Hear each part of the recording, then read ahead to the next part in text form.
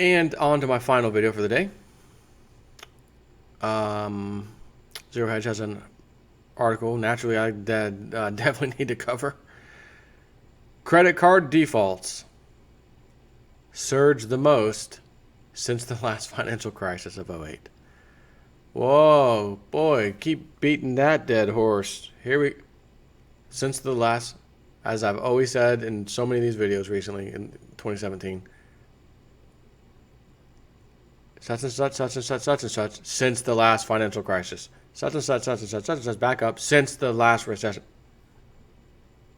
But we're not in a recession. What are they talking about? Everything's fine.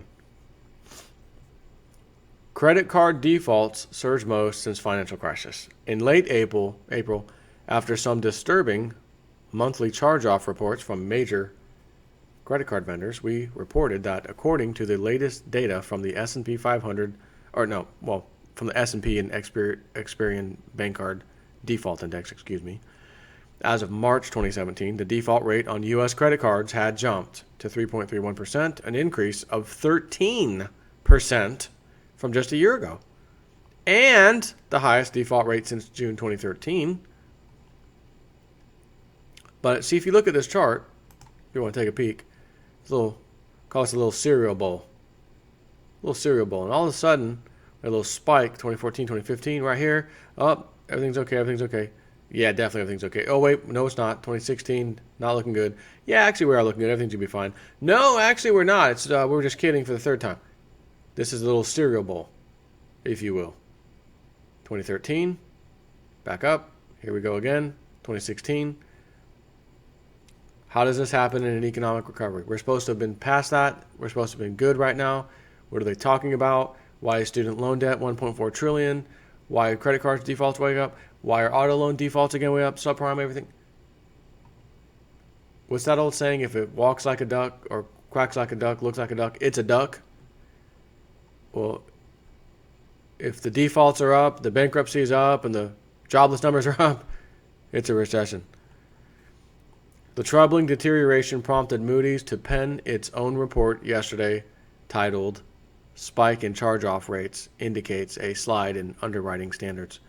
And as Moody's analyst Warren Kornfeldt writes, the steep increase in credit card charge-off rates in first quarter 2017 and fourth quarter 2016 was the largest since 2009, and indicates that strong underwriting standards in place since the financial crisis have deteriorated potentially rapidly, he said. Well, that's funny. That's real funny. You know why? Because I told you guys so long ago, guys, these are banks, these are finance institutions. They make money lending money to people, interest and stuff. So when you take a bunch of people and now they have crap credit and they become subprime, they may not want to lend the people the money. They're too high of a risk.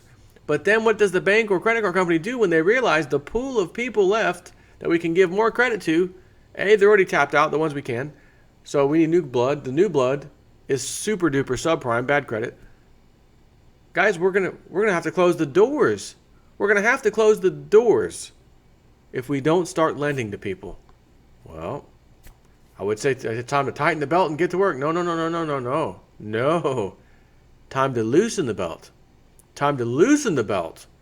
The credit rating belt, and flood them with whatever the hell they want. You're approved.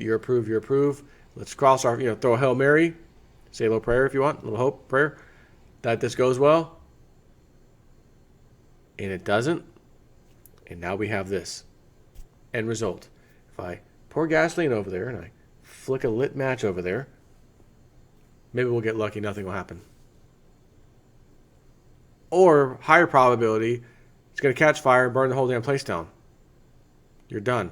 Yeah, but we don't like that probability. We want to stay afloat. Then don't flick the match. But if we don't flick the match, we can't get new blood in here. Oh, you know what that is? What is it? That's called a catch-22. Also known as damned if you do, damned if you don't. If we don't lend, we don't have enough blood. We're going to have to fire people. We're going to have to cut down. We may have to go bankrupt. If we do loan to people, we need the majority of them to make sure that they're paying us back. because then we gave the money that we had on hand to people who aren't paying it back, and then the doors close even faster. And that might be what's happening here. According to Moody's, the size of the jump was surprising in light of the ongoing strength of the U.S. employment market. Oh, unless, of course, the Bureau of Labor Statistics is chronically, for political reasons or otherwise, misreporting the real dynamics in the labor market, or else the even more chronic failure of real wages to rise means increasingly more Americans cannot even make their minimum credit card payments. First quarter charge-offs were the highest for Capital One Financial. Again, Capital One likes JSNIP4. Capital One says, I wish there were more JSNIP4s for all these deadbeat subprime people that we're having to lend to who keep killing us because they keep defaulting. JSNIP4 not only pays his credit card bill now, these days, he pays extra. Why? I'm get my credit. I want to get my credit. Man, I got to have good credit, man. Got to get good credit, baby. Isn't that the thing? Live America's dream. Good credit. Got to have good credit. I don't want my credit to go down. I want my credit. F the credit, all right? Screw it. Who gives a crap? 30-year mortgages. 7, 8-year auto loans. What the hell have we become? First quarter charge-offs were the highest for poor Capital One. What's in your wallet? Well, I don't know, but you might not be able to afford to hire Morgan Freeman anymore. What is Morgan Freeman? Is it Morgan Freeman? Who is it? No, not Morgan. Or is it Morgan? No, it's the other guy. Or maybe it was both. I can't think of it. Anyway, keep going. So first quarter charge-offs were highest for Capital One Financial, First National of Nebraska, and Synchrony Financial unrated, whose portfolios were already the weakest performing. Charge-off at Capital One, First National of Nebraska, and Synchrony rose to 5.31%, up from just 1.08% year over year, 4.21%, and 5.4% respectively, whatever. Capital One especially stood out as its quarter one charge-offs almost reached their historical average, while Discover and First National of Nebraska's climbed to just over 80% of theirs. Citigroup rose to about 70%. Another confirmation, there is something very wrong with the consumer or measure of U.S. economic resilience, meaning fake numbers. So it's either something wrong with the consumer or we're being lied to by the government with their fancy numbers, or both. Receivable growth at most issuers has exceeded U.S. nominal GDP, which totaled 3.7% in 2015 and 2.8% in 2016. When credit growth significantly exceeds nominal GDP growth, it raises potential red flags such as aggressive underwriting to drive loan growth. This is exactly what I just said. We shouldn't be writing these loans. They should not be getting this credit because there's a high probability they're going to default, but we have no choice. We've got to try anyways. Only to find out we were right. We should have never done it. Because the results are as expected, again, as lighting a match, throwing a lit match on top of some freshly poured gasoline. It is an expected result that son of a gun's going to burn. But they don't have a choice. Underwrite it, baby. Underwrite it. Just go with it. Just go with it. As noted last month, the results of the Fed's latest survey of U.S. bank senior loan officers showed a weakening in underwriting standards, coupled with plunging demand for credit cards and auto loans. In quarter 1 2017, banks reversed the net tightening that they reported in quarter 4 2016, the first reversal since 2010.